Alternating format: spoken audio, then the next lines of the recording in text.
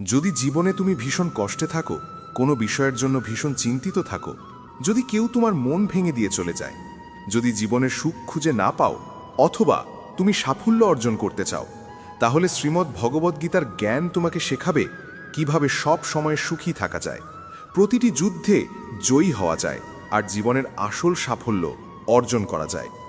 যখন মনে হয় এই দুনিয়া খুবই স্বার্থপর, সবাই কেবল নিজের ফায়দার জন্য বাঁচছে, তখন গীতার জ্ঞান তোমাকে হিম্মত দেয়, আলো দেখায়, পথ দেখায়। একটা কথা একদম পাকা, যে গীতার জ্ঞান বুঝে নেয়, সে নিজের প্রতিটি সমস্যা সহজে দূর করতে পারে। আজ আমরা সেই শ্রীমদ্ ভগবদ্গীতার 15টি চমৎকার শিক্ষা নিয়ে কথা বলবো। আর আমি তোমাকে একটা গ্যারেন্টি দিচ্ছি, যদি তুমি এই 15টি শিক্ষা মন দিয়ে শেষ পর্যন্ত শোনো, তবে তোমার জীবনের প্রতিটি কষ্ট, প্রতিটি দুঃখ, প্রতিটি যন্ত্রণা দূর হয়ে যাবে। আর জীবনে তুমি যা চাও, তুমি খুব সহজেই তা অর্জন করতে পারবে। শ্রীমদ্ ভগবদ্গীতার প্রথম শিক্ষা, যা ঘটে সবই মঙ্গলের জন্য ঘটে। যা ঘটেছে তা ভালোর জন্যই ঘটেছে, যা এখন ঘটছে সেটাও ভালোর জন্যই ঘটছে, আর যা ঘটবে সেটাও ভালোর জন্যই ঘটবে। এই শিক্ষা শুনতে সহজ, কিন্তু বুঝতে ভীষণ কঠিন। কারণ যখন জীবনে অন্যায় হয়, কেউ আমাদের কষ্ট দেয়, কোনো ব্যর্থতা আসে, তখন পুরো পৃথিবীটাই ভুল মনে হয় জীবনটা অন্যায় আর ব্যথায় ভরা। কিন্তু গীতার এই উপদেশ আমাদের শেখায়, দুঃখ আসলে কোনো অভিশাপ নয়, এটা এক আশীর্বাদ, এক শিক্ষা। যখন জীবন তোমাকে আঘাত করে, তখনই তুমি শক্তিশালী হও, যোগ্য হও, অভিজ্ঞ হও। যখন কোনো প্রিয় মানুষ তোমাকে কষ্ট দেয়, তখন সেই কষ্টই তোমার চোখ খুলে দেয় যে মানুষটিকে তুমি নিজের প্রাণ ভেবেছিলে, সে আসলে তোমারই মূল্য দিতে জানে না। যেমন একটা ছোট বাচ্চাকে তার মা কড়া ওষুধ খাওয়ায়, ওষুধটা তেতো লাগে, কিন্তু সেটাই তার অসুখ সারিয়ে দেয়। তেমনি জীবনের তেতো মুহূর্তগুলো তোমার ভিতরের অসুখ, অহংকার, অজ্ঞানতা, দুর্বলতা সব মুছে দেয়। বাস্তবে মানুষ সবসময় নিজের সীমিত গণ্ডির ভেতরেই বাঁচে। সে যা দেখে, যা শোনে, তাকেই সত্য মনে করে। কিন্তু সত্য আসলে প্রকাশ পায় তখনই যখন সে দুঃখে পড়ে, একা হয়ে যায়, আর নিজের চোখে পৃথিবীকে দেখতে শেখে। যতদিন মানুষ তোমার থেকে কোনো লাভ পাবে, ততদিন তারা তোমার পাশে থাকবে। কিন্তু যেই দিন তাদের স্বার্থ শেষ হবে, সেই দিন তুমি তাদের আসল মুখ চিনতে পারবে। কখনো ভেবে দেখেছ, যাকে তুমি প্রাণের থেকেও বেশি ভালোবেসেছিলে, যাকে নিজের জীবনের সবচেয়ে আপন ভেবেছিলে, সেই মানুষটি যদি একদিন তোমার হৃদয়ে গভীর আঘাত দেয়, তখন কেমন লাগে? তুমি নিশ্চয়ই অনেকবার শুনেছ, আমি ভাবতেই পারিনি ও এমনটা করবে, ওর জন্য আমি কত কিছু করেছিলাম, তবুও ও এমন করলো। বাস্তবতা হলো, এই দুনিয়ায় প্রায় প্রত্যেক মানুষই মুখোশ পরে ঘুরে বেড়ায়। তুমি কখনোই কারোর আসল মুখ চিনতে পারবে না, যতক্ষণ না সে তোমার সঙ্গে অন্যায় আচরণ করছে। তাই যখন কেউ তোমাকে আঘাত দেয়, তখন কষ্ট পেও না, কারণ ওই আঘাতই তোমাকে শক্তিশালী করে তোলে। যাদের জীবন সবসময় মসৃণ আর সুখে ভরা, তারা সামান্য কষ্টেই ভেঙে পড়ে। কিন্তু যারা দুঃখের সঙ্গে লড়তে শিখেছে, যারা নিজের আপনজনদের তিক্ত ব্যবহার সহ্য করেছে, তাদের কাছে জীবনের ছোটখাটো আঘাত তুচ্ছ। যে মানুষ কষ্ট সহ্য করতে শেখেনি, সে কোনোদিন সত্যিকারের মহান হতে পারে না। যে দুঃখের আগুনে নিজেকে শুদ্ধ করতে জানে না, সে বড় স্বপ্ন দেখলেও বড় সাফল্য কখনো অর্জন করতে পারে না। তাই জীবনে যখন কষ্ট আসে, যখন সময় তোমাকে ভেঙে দেয়, যখন মনে হয় ঈশ্বর তোমার প্রতি অন্যায় করছেন, তখন মনে রেখো, ঈশ্বর কিছু ভালোই ভাবছেন তোমার জন্য। তুমি জীবনের এক বড় মঞ্চে উঠতে যাচ্ছ, আর এই কঠিন সময় সেই মঞ্চের প্রস্তুতি মাত্র। শ্রীমদ্ ভগবদ্গীতার দ্বিতীয় শিক্ষা, বারবার কাউকে ক্ষমা করা তোমার জীবন নষ্ট করে দিতে পারে। মহাভারতের যুদ্ধ কেন হয়েছিল জানো? কারণ ছিল দুঃশাসন, দুঃখ আর অতিরিক্ত ক্ষমা। দুর্যোধন বারবার অন্যায় করেছিল, পাণ্ডবদের অপমান করেছিল, এমনকি তাদের মারারও চেষ্টা করেছিল। তবুও যুধিষ্ঠির প্রতিবারই তাকে ক্ষমা করে দিয়েছিল। আর সেই অতিরিক্ত ক্ষমার ফলেই মহাভারতের মতো ভয়ঙ্কর যুদ্ধ অবশ্যম্ভাবী হয়েছিল। তুমি যদি জীবনে একই ভুল করো, অর্থাৎ যাদের ভুল ক্ষমার যোগ্য নয় তাদের বারবার মাফ করে দাও, তবে তারা তোমাকে আঘাত করাকে নিজের অধিকার মনে করবে। তুমি ভাববে, ও হয়তো এবার বদলে যাবে, কিন্তু বাস্তব হলো তোমার ক্ষমা তাদের আরও নষ্ট করে দেয়। তারা তোমার ভালোবাসা, তোমার ধৈর্য, তোমার নরম মনকে তাদের সুবিধার জন্য ব্যবহার করে। জীবনে এমন অনেক ভুল আছে যার কোনো ক্ষমাই হওয়া উচিত নয়, কারণ বারবার ক্ষমা করা মানে নিজের প্রতি অন্যায়ের দরজা খুলে দেওয়া। শ্রীমদ্ ভগবদ্গীতার ৩য় উপদেশ বলে, যারা মিথ্যা আর অন্যায়ের সাহায্যে বাঁচে তাদের সামনে নিজের ভালোত্ব প্রমাণ করার কোনো দরকার নেই। এই দুনিয়ায় ভালো মানুষদের সবচেয়ে বেশি পরীক্ষা দিতে হয়, সবচেয়ে বেশি কষ্ট সইতে হয়, কারণ মিথ্যে লোকেরা বারবার তাদের কাছ থেকে ভালোত্বের প্রমাণ চায়। মহাভারতের সেই সভার কথা মনে আছে, যখন দুর্যোধন আর শকুনি পাণ্ডবদের সঙ্গে ছল করে পাশা খেলেছিল আর দ্রৌপদীকে অপমান করার চেষ্টা করেছিল? সেই সভায় পাণ্ডবরা চুপচাপ বসেছিল। তারা ভেবেছিল, আমরা তো ধর্মের পথে, আমরা তো বড়দের সামনে কিছু বলতে পারি না। কিন্তু সেই নীরবতাই অন্যায়ের সাহস বাড়িয়ে দিয়েছিল। ভালো মানুষ যদি সবসময় চুপ থাকে তাহলে অন্যায় কখনো শেষ হয় না, বরং আরও বেড়ে যায়। গীতা শেখায়, সত্য বলা তখনই পুণ্য যখন সেই সত্য কারো উপকারে আসে। যদি তোমার মিথ্যে কারো মুখে হাসি ফোটায়, কারো মন ভালো করে, তবে সেই মিথ্যে পাপ নয়, সেই মিথ্যে এক প্রকার পুণ্য।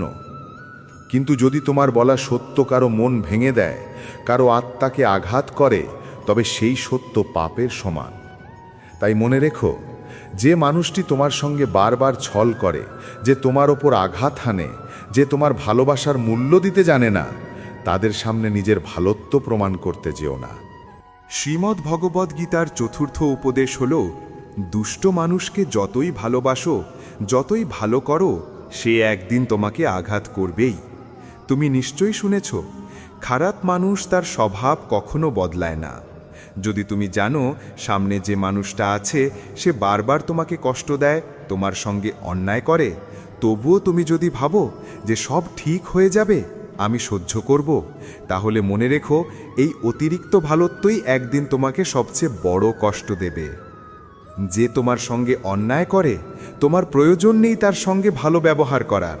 না তার প্রতি ঘৃণা পোষণ করো, না তার প্রতি অতিরিক্ত ভালো থেকো, শুধু দূরত্ব বজায় রাখো। কারণ তুমি যতবার তাকে ভালোবাসবে ততবার সে তোমাকে আঘাত করবে, আর শেষ পর্যন্ত সেই ভালোবাসা তোমার জীবনে শুধু ব্যথা আর আফসোস ফেলে যাবে। গীতার ৫ম উপদেশ হল, যদি তুমি সবসময় চুপ করে সহ্য করে যাও, তাহলে একদিন এই দুনিয়া তোমাকে মুছে দেবে। এই পৃথিবীতে যারা অন্যায় সহ্য করে তাদের জ্ঞানী নয়, বোকা বা দুর্বল বলা হয়। যে নিজের জন্য কখনো আওয়াজ তোলে না, যে নিজের অধিকারের জন্য লড়াই করে না, যে অন্যায়ের বিরুদ্ধে মুখ খোলে না, তাকে এই সমাজ পিষে ফেলে দেয়।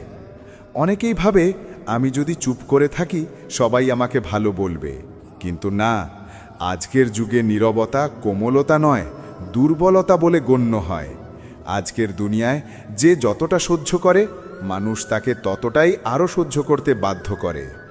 তাই যেখানে তোমার সঙ্গে অন্যায় হচ্ছে, যেখানে কেউ তোমাকে কষ্ট দিচ্ছে, সেখানে চুপ থেকো না, সাহস করে অন্যায়ের বিরোধ করো।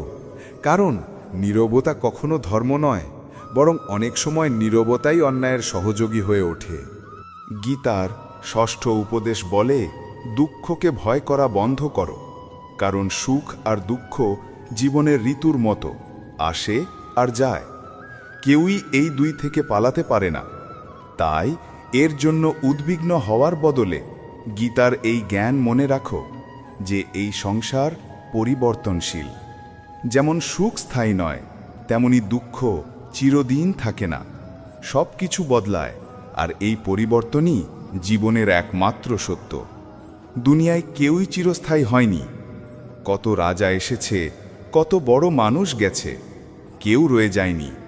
তাহলে দুঃখ নিয়ে কাঁদছ কেন? সুখ নিয়ে গর্ব করছো কেন? দুটোই তো সাময়িক। তুমি না সুখ থামাতে পারবে, না দুঃখ থেকে পালাতে পারবে। তুমি শুধু বুঝতে পারবে যে এই সব কিছু তোমার নিয়ন্ত্রণে নয়। যে এই সত্য বুঝে নেয় সে কখনো দুঃখে ভেঙে পড়ে না, কারণ সে জানে যা এসেছে তা একদিন চলে যাবে। তাই কান্নার চেয়ে হাসি ভালো। শ্রীমদ্ ভগবদ্ গীতার সপ্তম উপদেশ বলে, ভালো মানুষ যদি খারাপ লোকদের সঙ্গে সময় কাটায় তাহলে একদিন সেই ভালো মানুষও ধ্বংস হয়ে যায়। মহাভারতের এক চরিত্র ছিল কর্ণ, যে আসলে পাণ্ডবদের বড় ভাই ছিল।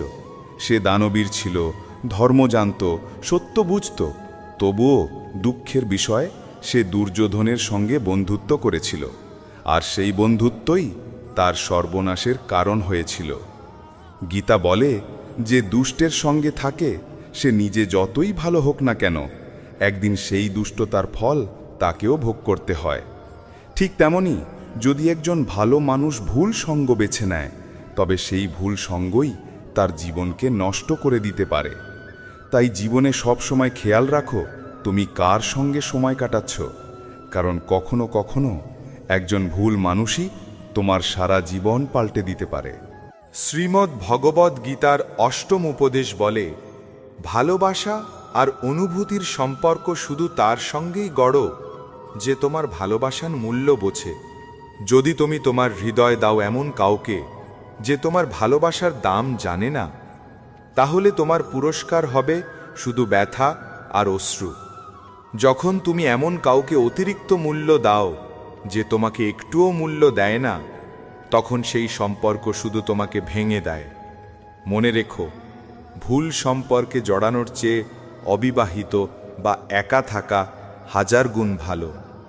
কারণ একা থাকলে তুমি হয়তো একটু নিঃসঙ্গ হবে, কিন্তু ভুল সম্পর্কে থাকলে তুমি প্রতিদিন ভেতরে ভেতরে মরে যাবে।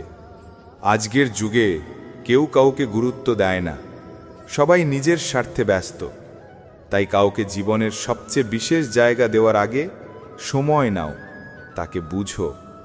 যে সম্পর্ক তোমাকে কষ্ট দিতে শুরু করে, যে ভালোবাসা তোমার শান্তি কেড়ে নেয়, সেই সম্পর্ক থেকে সরে আসাই সবচেয়ে বড় সাহস।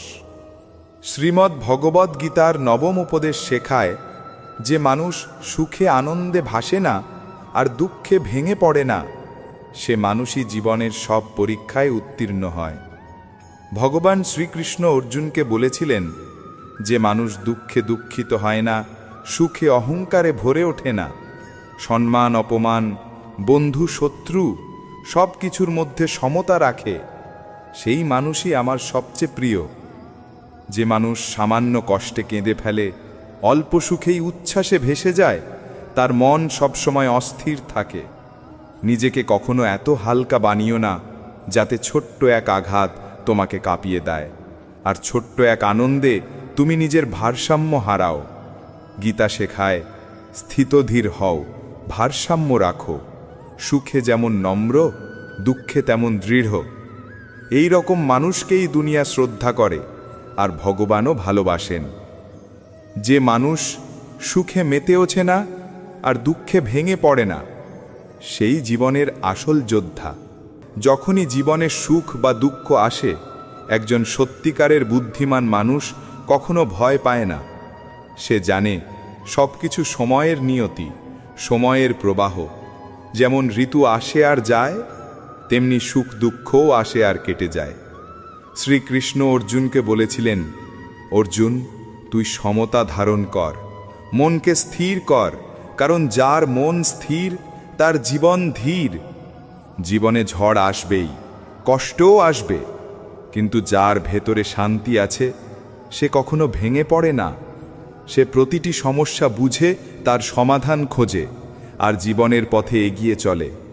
তাই কৃষ্ণের এই বাণী মনে রেখো, যার মন স্থির তার জীবন ধীর। শ্রীমদ্ ভগবদ্ গীতার দশম উপদেশ, যে মানুষ নিজের কর্তব্য আর কর্মকে জ্ঞান আর বুদ্ধি দিয়ে সম্পন্ন করে না, তার জীবনে সুখ নয় বরং কষ্ট আর ব্যর্থতাই আসে। অর্জুন একসময় কৃষ্ণকে বলেছিল, হে কৃষ্ণ, আমি এই যুদ্ধ করতে চাই না, এত মানুষ মরবে, এত রক্ত ঝরবে, তার চেয়ে আমি সন্ন্যাসী হয়ে ভিক্ষা করে খাই। তখন শ্রীকৃষ্ণ শান্তভাবে বলেছিলেন, অর্জুন, এটা তোমার ধর্ম, তুমি ক্ষত্রিয়, তোমার কর্তব্য হল অধর্মের বিরুদ্ধে লড়াই করা। যখন পৃথিবীতে অন্যায় বাড়ে তখন ন্যায় রক্ষার জন্য যুদ্ধ করাই সত্য ধর্ম। তেমনি কেউ যদি নিজের কর্তব্য ফেলে অন্য পথে চলে তাহলে সেখানে তাকে সাফল্য নয় বরং পরাজয় পেতে হয়। অনেকে বলে, আমি তো অনেক পরিশ্রম করি, তবুও জীবনে সফল হতে পারি না। কিন্তু আসল প্রশ্ন হলো, তুমি কি ঠিক জায়গায় পরিশ্রম করছো? তুমি কি নিজের কর্তব্য চিনতে পেরেছ? শ্রীকৃষ্ণ তাই গীতায় বলেন, অর্জুন, নিজের কর্তব্য চিনে নাও, নিজের ধর্মে দৃঢ় থেকো, কারণ অন্যের ধর্মে সাফল্য অর্জনের চেয়ে নিজের ধর্মে ব্যর্থ হওয়াই শ্রেয়। শ্রীমদ্ ভগবদ গীতার 11তম উপদেশ। শ্রীকৃষ্ণ বলেন, পত্রম পুষ্পম ফলম তোয়াম ইয়ো মে ভক্ত্যা প্রয়চ্ছতি। অর্থাৎ, যে কেউ যদি আমাকে একটি পাতা, একটি ফুল, একটি ফল বা এক ফোঁটা জলও দেয়, কিন্তু দেয় সত্যিকারের ভক্তি ও প্রেম দিয়ে, আমি তা আনন্দের সঙ্গে গ্রহণ করি। তুমি মন্দির বানিয়ে দাও, হাজার ফুল চড়াও, কিন্তু যদি হৃদয় প্রেম না থাকে তাহলে সেই পূজা শুধু দেখানোর জন্য। ভগবান বলেন, আমার সামনে কোনো সাজসজ্জা, কোনো অভিনয়, কোনো ভান দরকার নেই। শুধু আমায় ভালোবাসো, আমি তোমার কাছে নিজে থেকে চলে আসব। এই শিক্ষা শুধু ধর্মের নয়, জীবনেরও। মানুষকেও ঠিক এভাবেই ভালোবাসো, দেখানোর জন্য নয়, বরং মনের সত্যতা দিয়ে। শ্রীমদ্ ভগবদ গীতার 12তম উপদেশ হল, ভগবান শ্রীকৃষ্ণ বলেন, যে মানুষ আমার প্রতি অটল বিশ্বাস রাখে, আমি তার জীবন থেকে কখনো মুখ ফিরিয়ে নিই না। যখনই তার জীবনে অন্ধকার নামে, আমি কোনো না কোনো রূপে এসে তার রক্ষা করি। শুধু একবার বিশ্বাস করে দেখো, আমি সর্বদা তোমার পাশে থাকব। এখন শোনো মহাভারতের যুদ্ধক্ষেত্রের এক অমর কাহিনী। যুদ্ধ তখন চুঙ্গে, কুরুক্ষেত্রের মাটিতে রক্ত আর তলোয়ারের ঝলক। দুর্যোধন হঠাৎ দেখতে পেল ভীষ্ম পিতামহ পাণ্ডবদের ওপর আঘাত করছেন না। রাগে ফেটে পড়ে সে। ভীষ্ম পিতামহের কাছে গিয়ে বলল, পিতামহ, আপনি তো আমাদের পক্ষ থেকে যুদ্ধ করছেন, কিন্তু আপনার মন তো পাণ্ডবদের দিকে। আপনি আমাদের জয় চান না? আপনার মধ্যে কোনো ন্যায় নেই? এই কথা শুনে ভীষ্ম পিতামহের চোখ লাল হয়ে উঠল। তিনি গর্জে উঠলেন, আমার নিষ্ঠা হস্তিনাপুরের জন্য। আমি এই রাজ্যের সেবায় সারা জীবন কাটিয়েছি। তুমি আমার নিষ্ঠা নিয়ে সন্দেহ করছো? তাহলে শুনে রাখো, আমি আজ প্রতিজ্ঞা করছি, আগামীকাল সূর্যাস্তের আগে হয় অর্জুন বাঁচবে, নয় আমি। এই প্রতিজ্ঞার কথা যখন শ্রীকৃষ্ণ শুনলেন তখন তার মন অস্থির হয়ে গেল। কারণ ভীষ্ম একবার যা বলেন তা পালন করেই থামেন। কৃষ্ণ সারা রাজপ্রাসাদে অর্জুনকে খুঁজতে লাগলেন। শেষে দেখলেন অর্জুন নিজের কক্ষে শান্তিতে ঘুমাচ্ছে। কৃষ্ণ বললেন, অর্জুন, ভীষ্ম পিতামহ প্রতিজ্ঞা করেছেন কাল সূর্যাস্তের আগে হয় তুমি বাঁচবে, নয় সে। এমন ভয়ঙ্কর মুহূর্তের আগেও তুমি এত নিশ্চিন্তে ঘুমিয়ে আছো?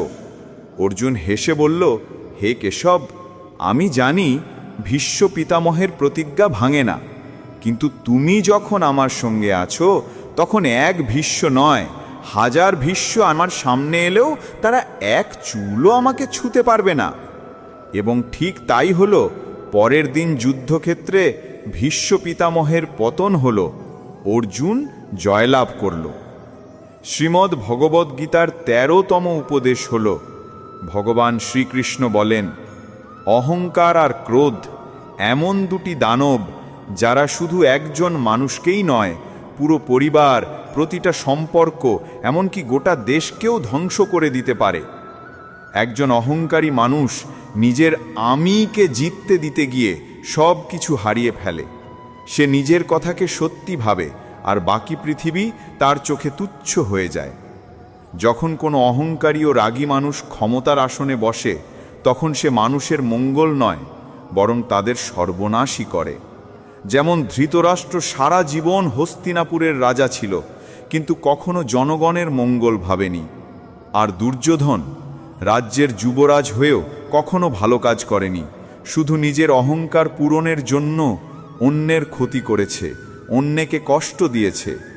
তাই কৃষ্ণ বলেন, কোনো সম্পর্ক, কোনো সংসার, কোনো রাজ্য অহংকার বা ক্রোধে টেকে না, ওগুলো টেকে থাকে শুধু ভালোবাসায়। যে সম্পর্কে অহংকার ঢোকে সেই সম্পর্ক একদিন না একদিন ভেঙে যায়, আর যে সম্পর্কে প্রেম থাকে সেই সম্পর্ক কখনো মরে না, চিরজীবী হয়ে থাকে। শ্রীমদ্ ভগবদ্গীতার 14তম উপদেশ, এই পৃথিবীতে পরমাত্মা ছাড়া কেউই নিজের নয়। যে মানুষ আজ তোমার পাশে আছে, কাল হয়তো থাকবে না, কিন্তু যখন সব দরজা বন্ধ হয়ে যায় তখন ঈশ্বরের দিকে যাওয়ার পথই খোলা থাকে। মানুষ যখন ভাবে সব শেষ আর কোনো আশা নেই, ঠিক তখনই ঈশ্বর এমন এক নতুন পথ খুলে দেন, যে পথের কথা তুমি কল্পনাও করনি। তুমি যদি সারা দুনিয়া হারাও, কোনো সমস্যা নেই, কিন্তু ঈশ্বরের প্রতি বিশ্বাস হারিও না, কারণ সেই বিশ্বাসই তোমাকে নিজ থেকে তুলে শিখরে পৌঁছে দেবে। শ্রীমদ্ ভগবদ্গীতার 15তম উপদেশ, যেমন কর্ম তেমন ফল। ভগবান শ্রীকৃষ্ণের এই বাণী চিরন্তন। যে যেমন কাজ করবে সে ঠিক তেমন ফলই ভোগ করবে, এটাই সময়ের আইন। যারা অন্যকে কাঁদিয়ে হাসে, অন্যকে কষ্ট দিয়ে সুখ পায়, বিশ্বাস রাখো একদিন সেই চোখের জল তার নিজের চোখ দিয়েই ঝরবে। হয়তো কিছুদিন সে আনন্দ করবে, কিন্তু সময় বদলালে তার প্রতিটা অন্যায়, প্রতিটা পাপ তার নিজের জীবনে ফিরে আসবে। অবশ্যমেভা ভুক্তব্যম কৃতম কর্ম শুভাশুভম। অর্থাৎ যে কাজই করো, ভালো বা মন্দ, তার ফল তোমাকে ভোগ করতেই হবে। কেউ যতই চালাক হোক না কেন, নিজের কর্মফল থেকে কেউ পালাতে পারে না। তাই গীতা শেখায়, যে মানুষ প্রতিদিন এই 15টি শিক্ষা শোনে, বোঝে এবং জীবনে ধারণ করে, সে জীবনের প্রতিটা লড়াইয়ে জয়ী হয় আর প্রতিটা দুঃখকে হাসি মুখে